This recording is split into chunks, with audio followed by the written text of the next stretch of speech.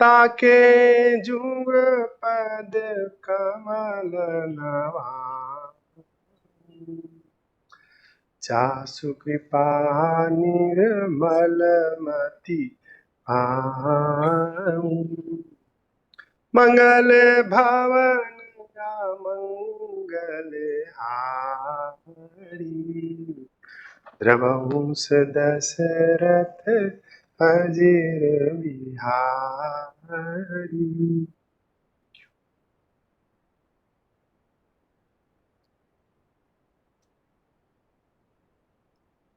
Thank you, Professor, for the Mangala Charan today.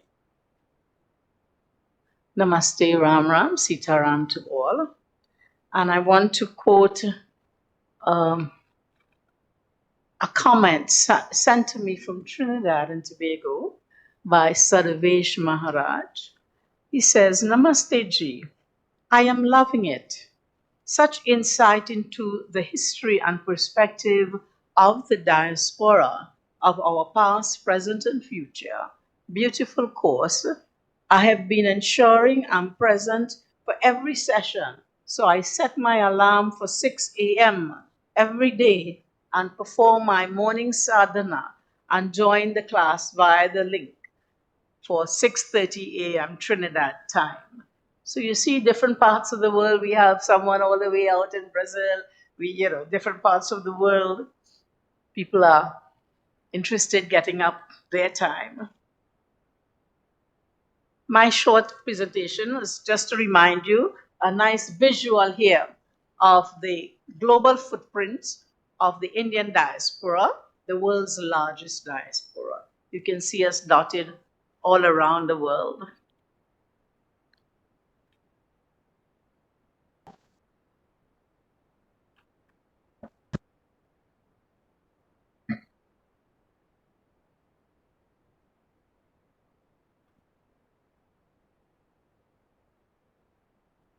So I just wanted to remind you of diaspora writing. We had spoken about literature earlier. We didn't delve too much into it. But diaspora writers, we have like V.S. Naipaul, Salman Rushdie, M.G. Vasantji, Shani Muthu, Bharati Mukherjee, David Debidine, Rohinton Mistry, Hanif Qureshi, Jhumpa Lahiri, and so on. You, of course, know Salman Rushdie's The Satanic Verses, written in 1988. When that came out, I got a copy of it way out in Trinidad and Tobago. The Ground Beneath Her Feet, Grimus, Midnight's Children, Jhumpa Lahiri, another writer, The Interpreter of Maladies. And what is diasporic literature? It really, these people writing, they are writing about the idea of a homeland. Homeland meaning that there is India, and we have left India and we are living in other parts of the world. So there's a concept of a homeland in their story. They describe the harsh journeys that they would have made. They discuss the reasons why they would have migrated. They introduce the concept of a new home away from the homeland. So they begin to talk and tell you about how they are making a new home outside of that original homeland that they would have left or that their ancestors would have left. They describe how migrants adapt by adopting or rejecting new cultural codes in their new diaspora spaces. So they talk about, what they have given up, what has changed, what they have accepted new. So they are showing you their identity, how that identity is changing in the new space. You remember, identity is formed both in by your inner world and your outer world. So the outer world is the environment, the things around you. The inner world, your values and sanskaras that you would have brought with you. So such literature discusses the challenges and successes in new space, what one took, what they took with them, what they left behind, and they will have memories and they will talk about those memories of what used to be and then what is transformed. And some of them you get a sense of alienation. They'll be talking about, in the new space, like they feel set apart from the others. The word other, othering, is like they don't belong to the bigger group. They are another kind of group. They'll talk of the loss of language, culture, religion, food, their worldview. In fact, that is a big one we hardly talk about. The whole way of the Indian conceptualization of the world, where we talk about the different lokas, we find when we go out to the West, we lose that knowledge of how we look at the world. The strategies of adaptation, what they have had to do to adapt in their new world, the cultural conflict in their society. You face bullying, you face stereotyping, you will face different kinds of hate speech, you will face discrimination, racism, all these things, cultural conflict. And as we said earlier, there's that nostalgia. They'll talk about looking back to India. That is for those who are nearer in generation to India. For us who are 4, 5, 6, 7 generations born abroad, there isn't much of a looking back to India as a place of return, as much as we kind of look back in terms of culture and spirituality, which keeps us close, but not as a place of looking back to India as a place to return. And the search for identity. Identity is an issue that we all face from growing up. We face the identity issues, and this one is one of a mixed culture. Mixed culture. And who are you? What am I? What are my views? What do I stand for? So this kind of identity in the dominant identity, what we call hegemony, the hegemonic space. What is a dominant thing that you have to face? For us in our kind part of the world, we had Christianity was a dominant thing in the schools and everywhere, and we had to face that. You had to face, the negative stereotyping, and you had the worldview, especially of the British. And self-esteem, how do you feel about yourself?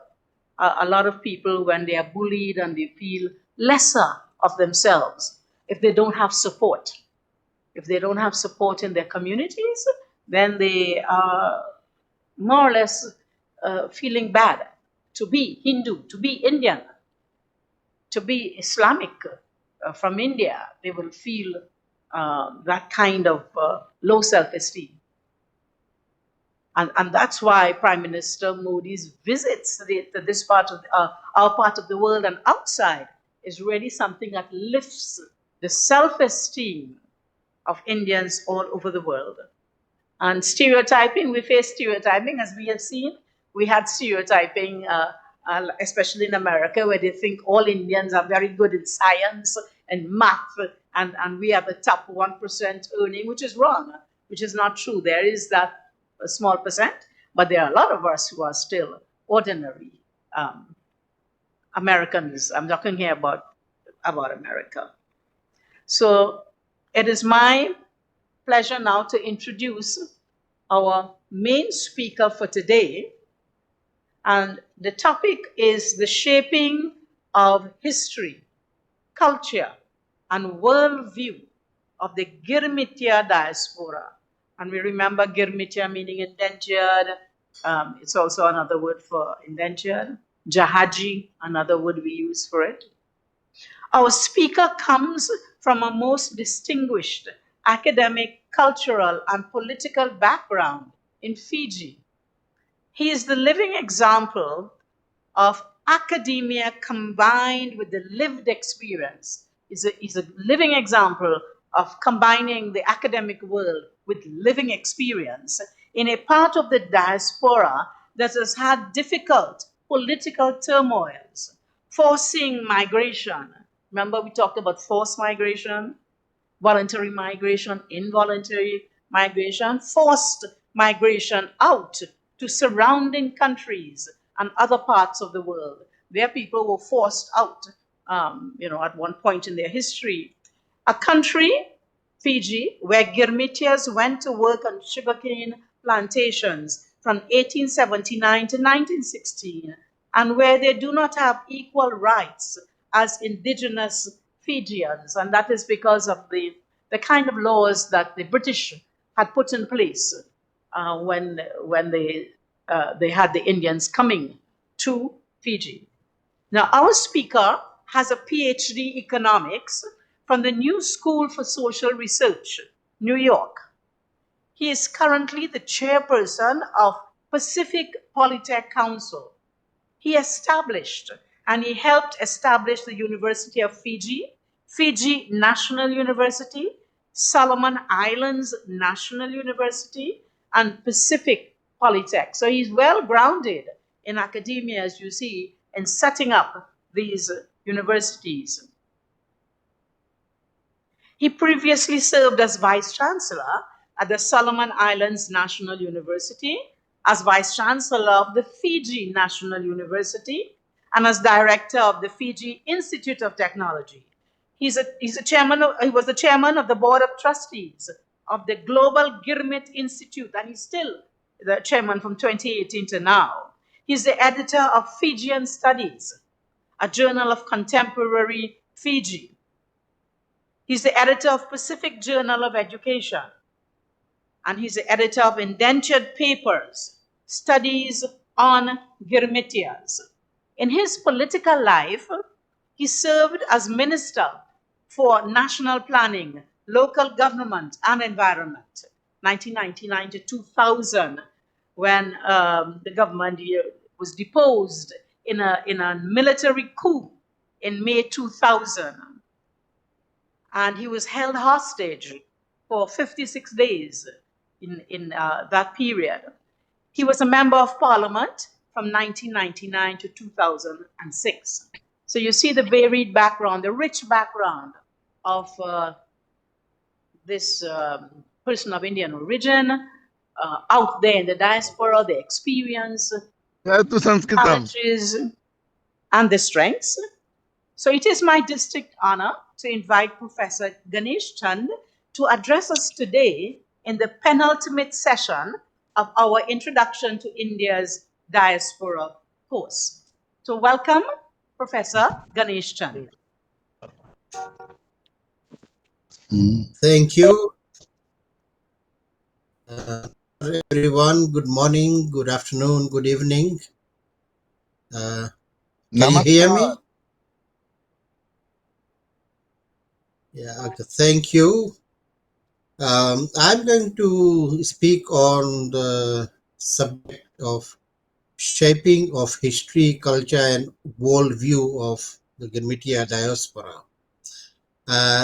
In my talk, I'm going to raise some questions which may be out of possibly the understanding that we have of the diaspora.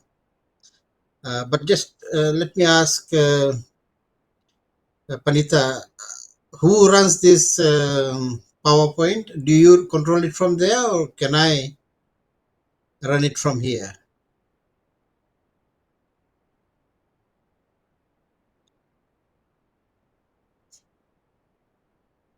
Pandita?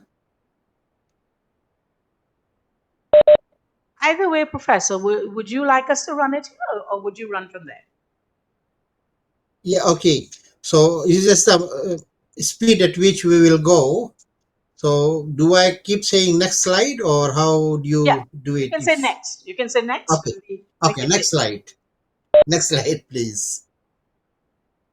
Next slide. Slide 2.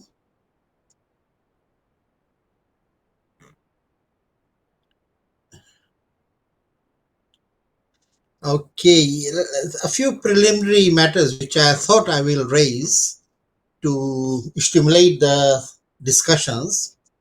Two words that we use, diaspora and Girmitiya.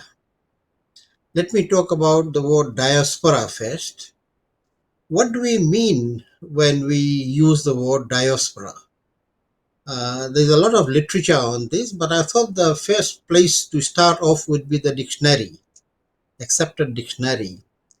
And if you look at the dictionary definition, the word diaspora has its modern day origins in the Jewish diaspora. Now, the three definitions are given in the slide. The first being diaspora was the Jews who were living outside Israel. The setting of scattered communities of Jews outside ancient Palestine after the Babylonian exile. So that was the context in which the word diaspora was used. But more recently, next slide please, the word acquired more general meaning. It began to refer to people settled far from their ancestral homelands, the places where people settled and established communities far from their ancestral homelands. The movement, migration, or scattering of a people away from an established or ancestral homeland. So what we see is use of two words. One is homeland, and it's the ancestral homeland. And the second is where people are settled. So diaspora is people who have settled away from ancestral homeland. Can we go to the next one? Next slide. Next slide, please. Okay. There are three sources which, for example, Wikipedia quotes to define diaspora. And this is probably a simple definition. The word is used in reference to people who identify with a specific geographical location but currently reside elsewhere. And this source states that the Indian diaspora is the world's largest diaspora of about 18 million people, 17 and a half. What that interpretation shows is that there are 17 and a half or 18 million people outside of India who identify with India. Now, does this 17 and a half million people include Girmitiyas? So that's the question which I pose for discussion. Next slide, please.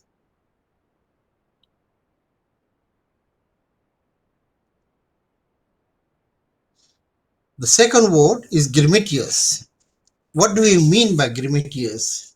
This word is actually a new word.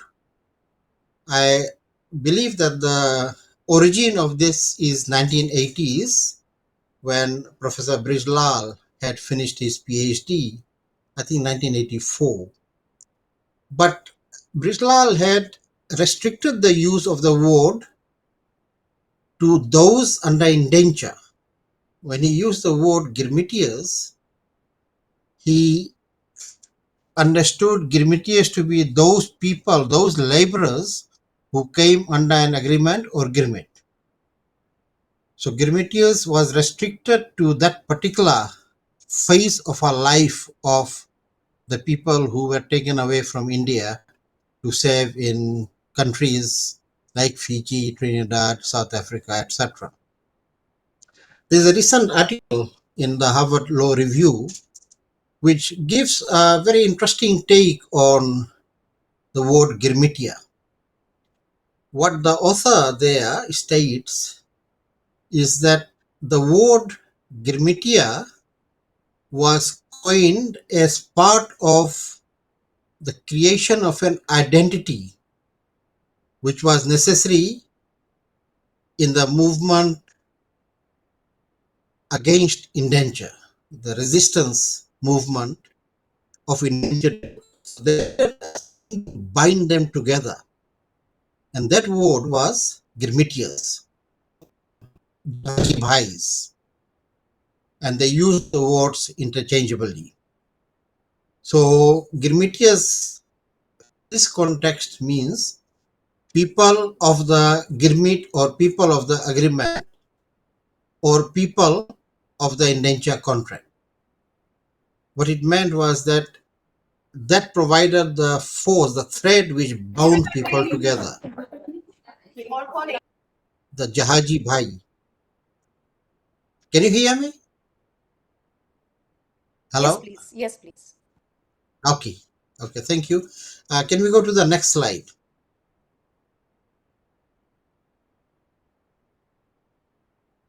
Next slide. Yeah. Okay. So the point that I'm trying to raise here is, if Girmitiyas, by the word Girmitiya, we mean people who came under Girmit or those who were resisting indenture, and the word was used to create an identity, then the topic of Girmitiya diaspora dies with the death of the last person under indenture. So there will be no Girmitiya diaspora from this context, because when you look at it, then there is a conflict in the use of the word Girmitiya and diaspora together. If we use the definitions that we have listed earlier on, for the Girmitiyas all over the world, those who were taken under indenture, the last of the Girmitiyas were by 1990s. They almost died out by 1990s. For that group, the history was limited to the lived history of indenture and the struggles after they completed the indenture to the end of their lives. The culture comprised the food, songs, music, religion, as they brought from India, and the language as it evolved. Now I am using that word language as it evolved quite advisedly, because if you look at countries like Mauritius or Trinidad or Guyana, the evolution of the communication medium is quite interesting. While in Fiji, Hindi remained the medium of communication. So the language evolved at the places where these people settled. The worldview was limited to the localities where they were. And what literature has is that almost all of the Girmitiyas were encouraging their children to move away from the lives they had or they lived. They wanted their children to do something more, educate themselves, become professionals, become business people, etc. Now, within this context, we have different categories of people in terms of identifying with India. Remember, diaspora refers to people who identify with India, the Indian diaspora.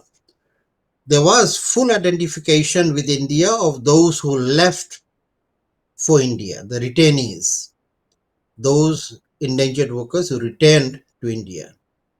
They returned because they had full identification with India, the homeland, the ancestral homeland. Now, once in India, they were no longer Girmitiya. But those who stayed back, the identification with India was limited to the village in India, where they came from. They had memories of that place. They will tell stories about their village. This identification diminished by the decade since 1920s. For example, the frequency of letters being written from Girmitiya countries to India diminished. For Hindus, the identification with Ayodhya, Mathura, Vrindavan, Gokul remained. For Muslims, there is a need for study. What was their identification? I would suggest that it may have moved from India towards Mecca and the Arab world and possibly Pakistan. We don't know. There is a lot of research in this area. By the 1960s, which was towards the tail end of the lives of many of the Girmitiyas, emerged Bollywood in many of these countries. Movies were being taken and showed in these countries. And those who admired movies eventually got their worldview shaped by Bollywood. Next slide, please. Now, so Girmitiya diaspora, as understood, became extinct if we use the definition which are generally accepted. What lived was descendants of Girmitiyas, DOG. I've put dots there so that we don't interpret it as an abusive word. Descendants of Girmitiyas.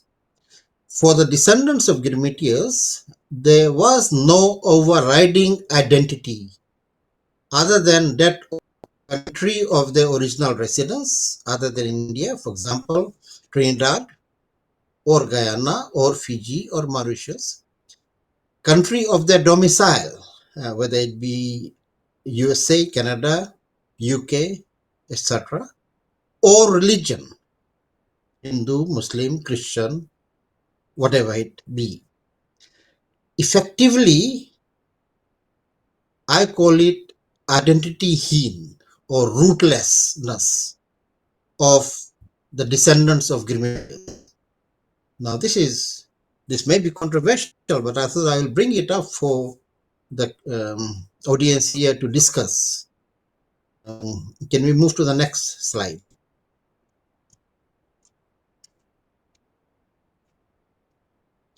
Now, under this, the descendants of Girmitiyas, I have listed 5-6 points. India as a nation didn't matter for most of the countries, other than for Mauritius, and I would attribute that to the proximity of Mauritius to India and the frequent travels both ways.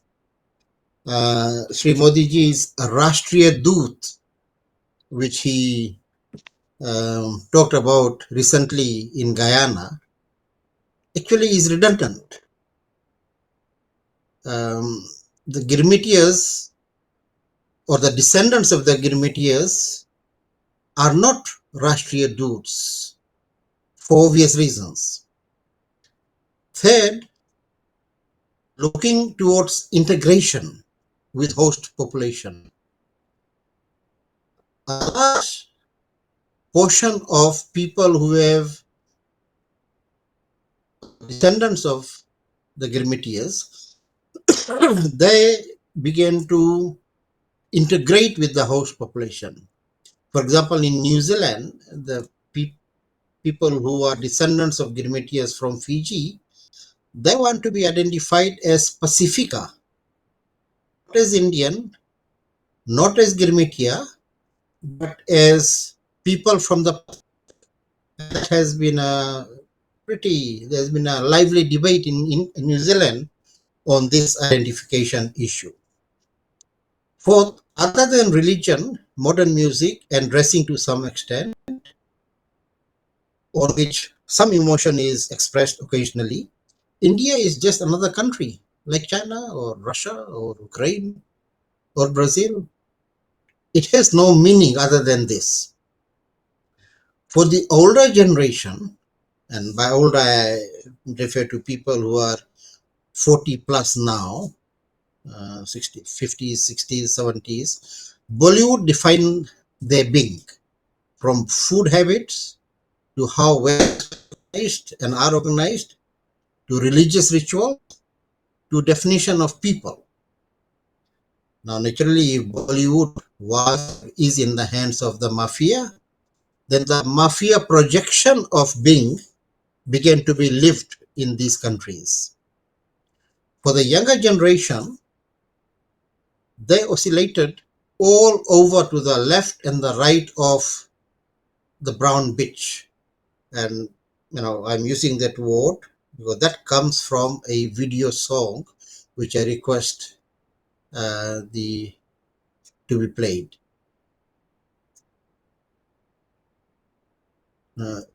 There's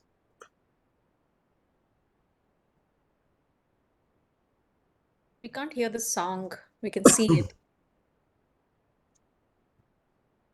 there's no sound. No, we can see it. We can't hear it. Now the message is in these words. I suggest maybe Yeah, now we can hear it. Fijiana, Fijiana.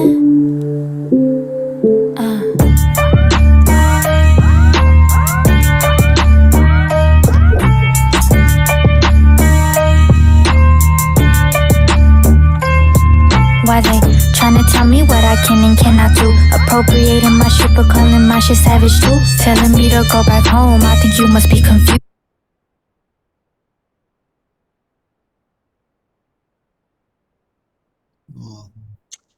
Yeah, okay. Now we go back. Yeah. Now you can listen to this song, but are you there?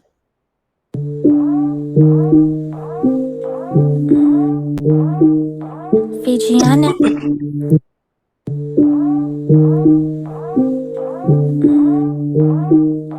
Fijiana. Fijiana.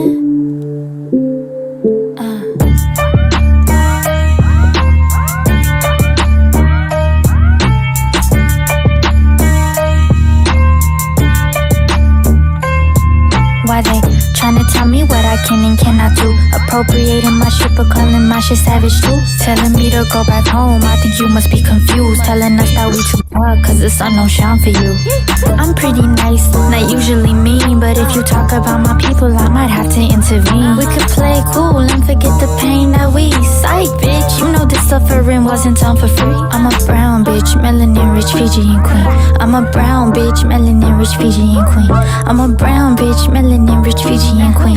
Hailing from the coolie diaspora, know what that mean? That I'm a brown bitch, melanin rich Fijian queen. That I'm a brown bitch, melanin rich Fijian queen. That I'm a brown bitch, melanin rich Fijian queen. Hailing from the coolie diaspora, know what that mean? It means my people had to struggle just to try to be seen. Always trying to suppress this, do you know what I see? I see everyone around you staring at me on their screens, talking about how Pallavi is the woman of their dreams. Never thought you'd see a girl like me come back from defeat, asking me all of these questions as I'm walking down these streets. Always trying to define, but I'm my own identity. Always trying to define, but I'm my own identity.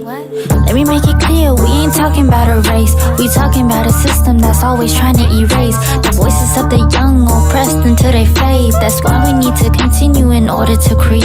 I'm a brown bitch, melanin rich Fijian queen. I'm a brown bitch, melanin rich Fijian queen. I'm a brown bitch, melanin rich Fijian queen. Hailing from the coolie diaspora, know what that mean? That I'm a brown bitch, melanin rich Fijian queen. That I'm a brown bitch, melanin rich Fijian queen. That I'm a brown bitch, melanin rich Fijian queen. Hailing from the coolie diaspora, know what that mean? They take our people, they take our past, they throw it all away. They take our voices, they take our land, they take our right to play. They didn't know we come from resilience and faith. We still here, we staying here, we leading the way. I'm a brown bitch, melanin rich Fijian queen. I'm a brown bitch, melanin rich Fijian queen. I'm a brown bitch, melanin rich Fijian queen.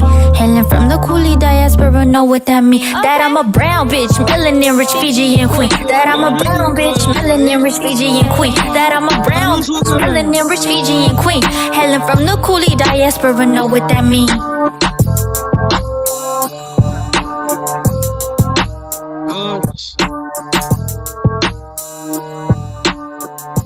ठीक है ठीक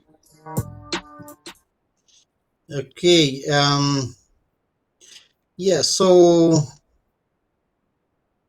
You see, हाँ that song,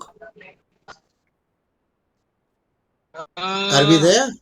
एक minute देख लेते हैं क्या दिखा रहा है। नहीं, आप ही का नाम दिखा रहा है, अतुल कुमार अच्छा, गुप्ता। हाँ ठीक है. So what that song depicts is हाँ the younger generation of the Girmitiya, the new Girmitiya diaspora, and the sense of hopelessness, the sense of lack of identity. You know, it's depicted quite well in that particular clip.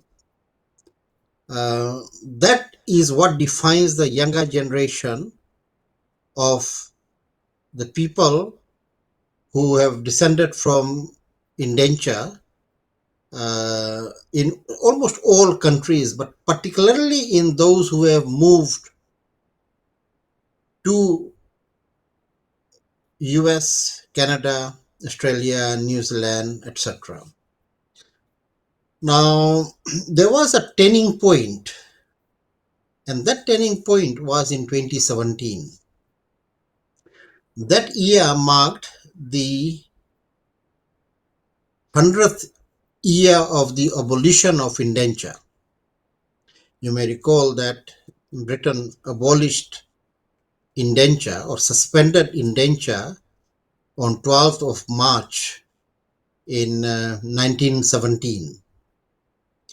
This event, the 100th year, was noted and commemorated in every country where indentured workers were taken. Now, that period, that year, I suggest was the beginning of the search for an identity of the descendants of Girmitiyas. And from that search emerged the Girmitiya identity as I want to propose now. Can we move to the next slide?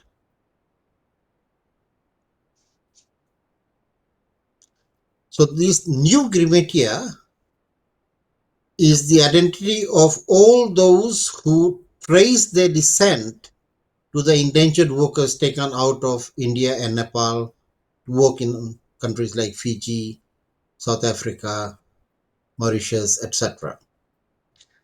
Now, under this new definition of Girmitiya, there is no compulsion for one to trace one's roots to India through Girmit legacy. Many of the descendants of endangered people don't even acknowledge it. And the classic example which I want to give is that of this very highly accomplished person, Dave Sharma, who is at the moment a senator, member of the Senate in Australia. So if you can go to this Wikipedia clip on Dave Sharma, you will read his roots are Trinidadian, Girmitiyas who were in Trinidad, but nowhere is the word Girmit or the history used. Can we go to that Wikipedia article, the link? Now, Dave Sharma is a very accomplished person in Australia, a politician, a diplomat, Australia's High Commissioner to Ambassador to Israel. No, you have to go to the link. Yes. So there's a link at the end.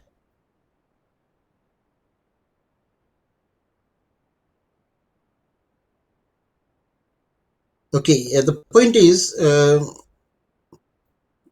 these persons, yeah, okay.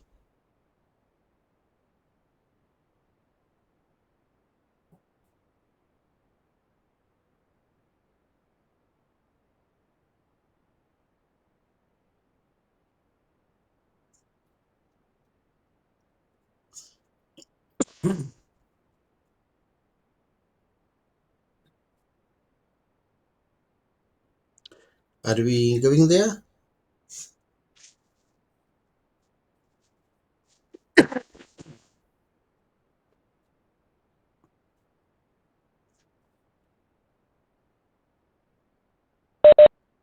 He's trying because we don't have a live link here.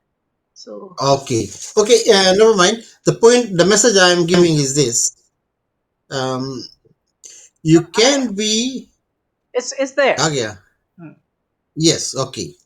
Now, as you see, is a very accomplished man, highly educated and decorated, and achieved a lot. There is one word somewhere there. His father is a Trinidadian of Indian heritage, and his mother was from Sydney. And of course, the article gives his accomplishments. There is nowhere where there is any reference to Girmit, the Girmit legacy, the heritage. So can we go back? You can read this thing at your own leisure. What I am saying is that we go back to the slide, please.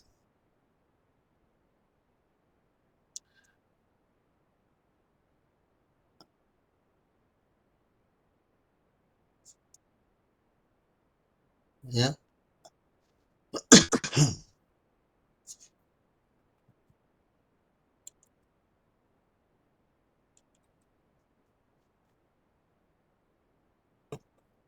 Okay.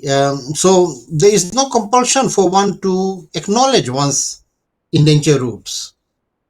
The suggestion I am making is that Girmitia is an identity for one to stand in the world as a people.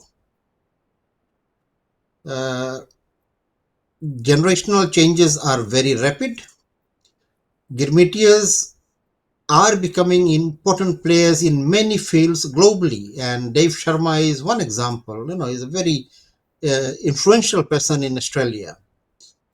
Unfortunately, we don't know how many of us are there in the world. What's the Girmitiya population?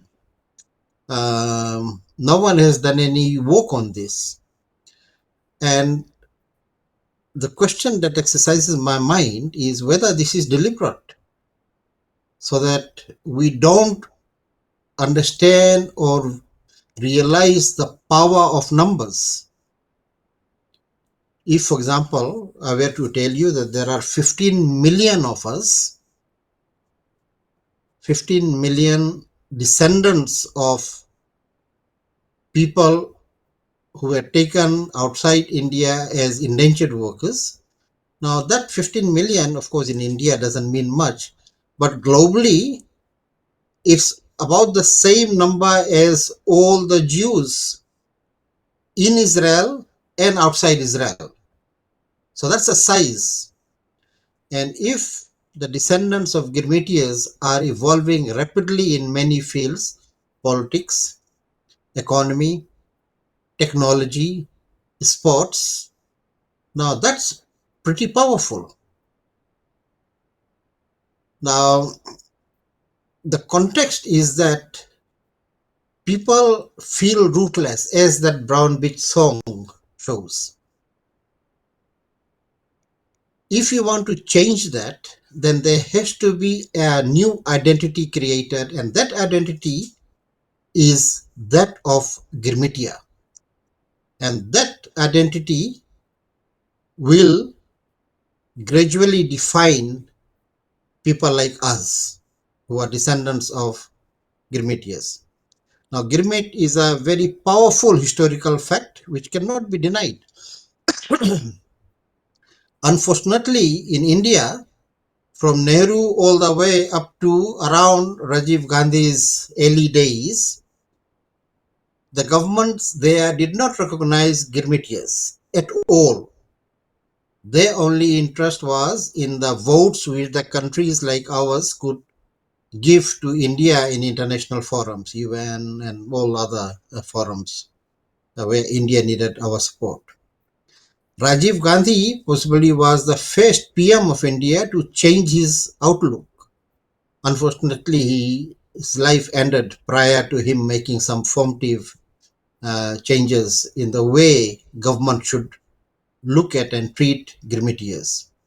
Sri Vajpayee was the next PM who began to recognize Girmitiyas as a people, a distinct people. But successes to Vajpayee ji reverted to the Nehru position. My view is Sri Modi ji is oscillating between the Nehru and the Rajiv Gandhi Vajpayee positions.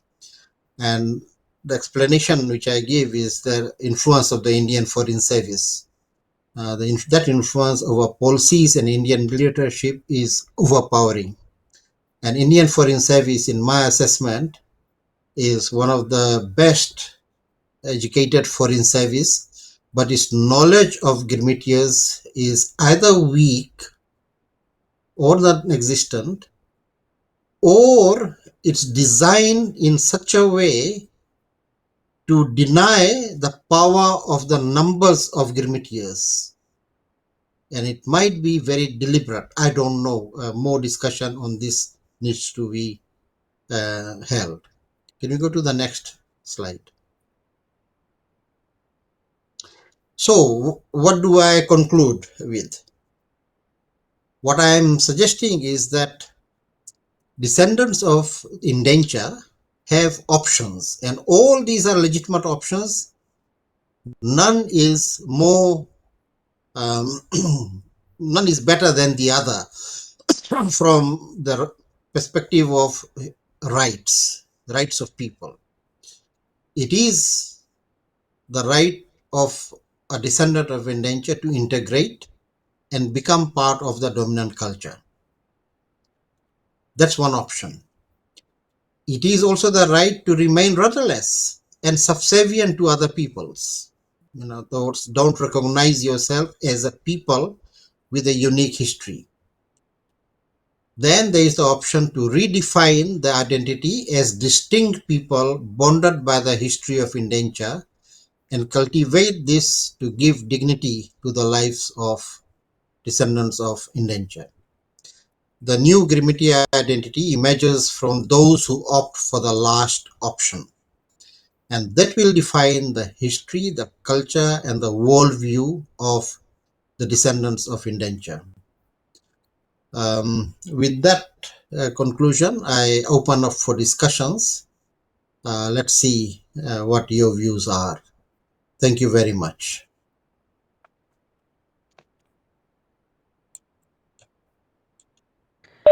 And we Thank you so invite much, Ganesh questions Chandji. now. I had a question. Please Yes, ask your please. question. Yes, thank you. This was a very enlightening presentation. So, Please there was this identify song. yourself. I'm sorry. My name is Kavita. I used to live in the US and I recently moved back to India.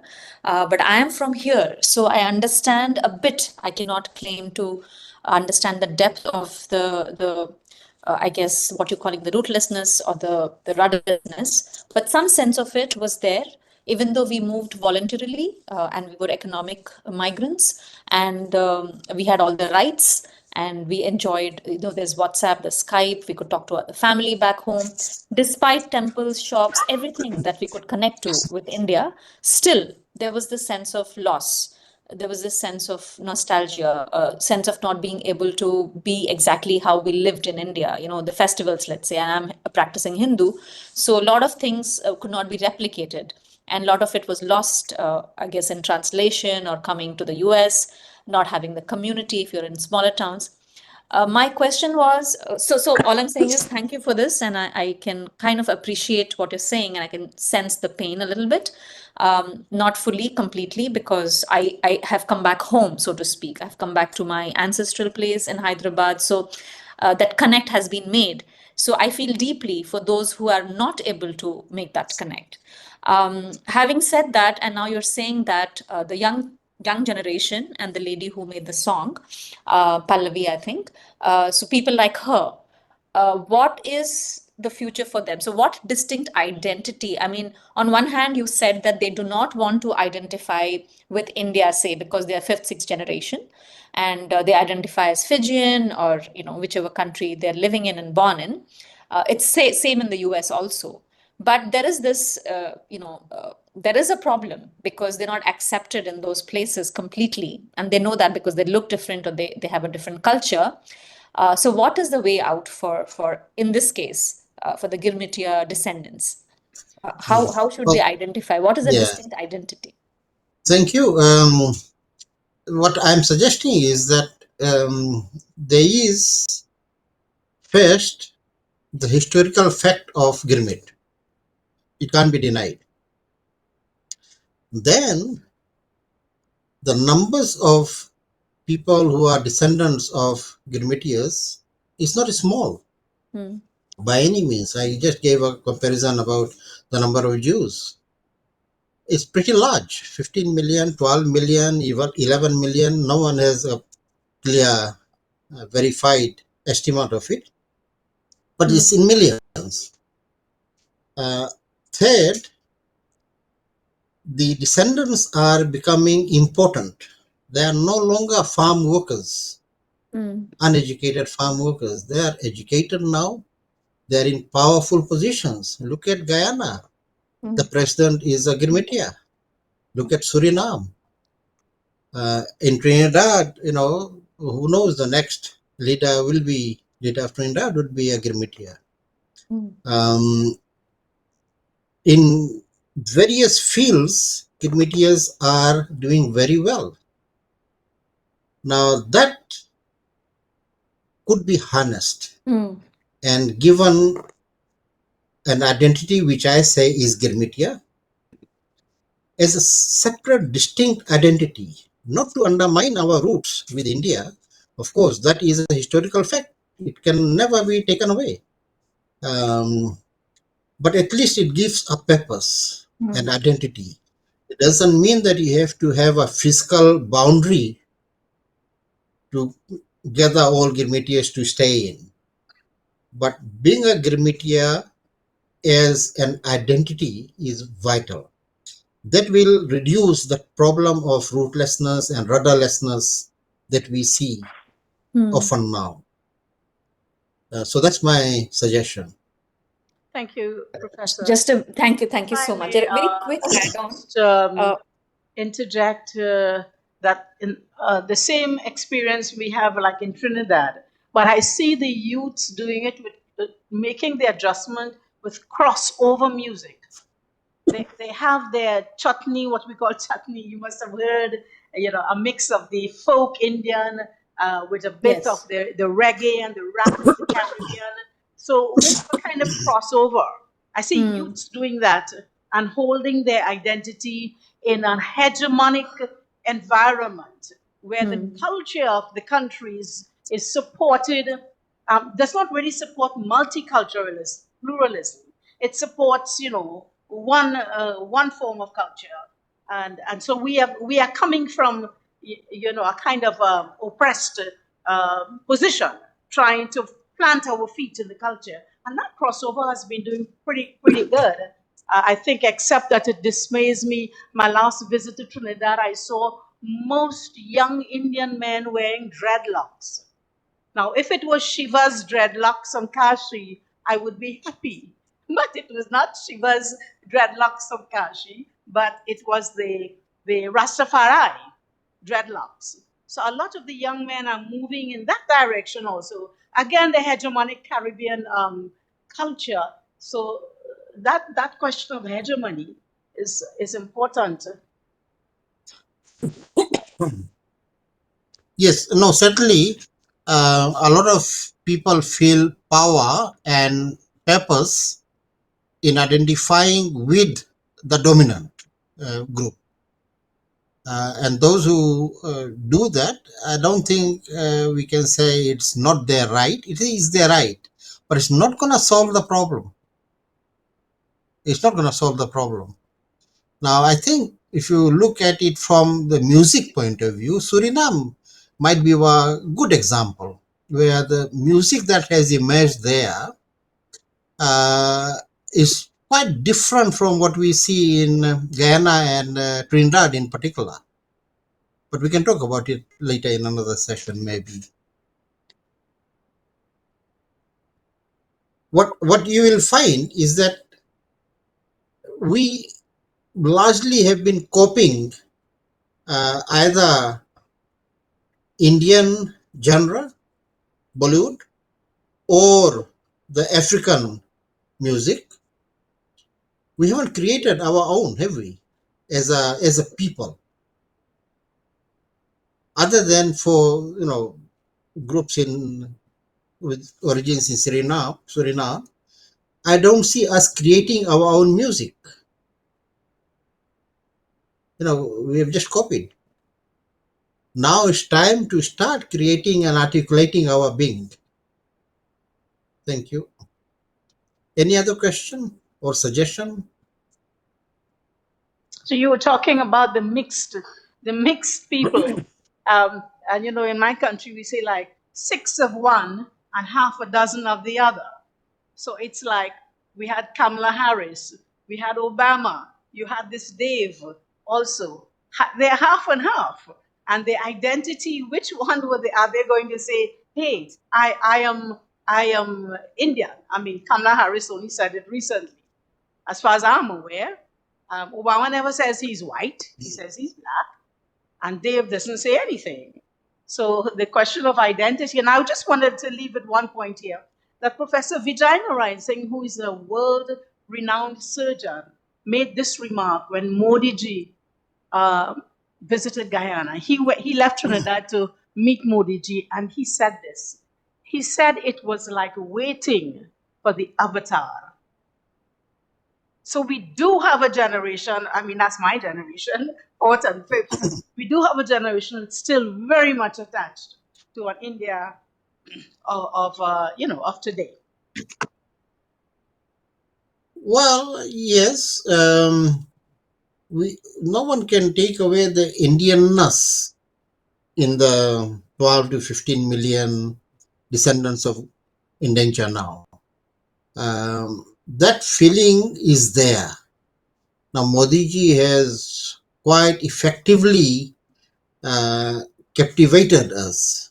But you will have another prime minister, we'll be back to the Nehru kind of neglect that we have been feeling.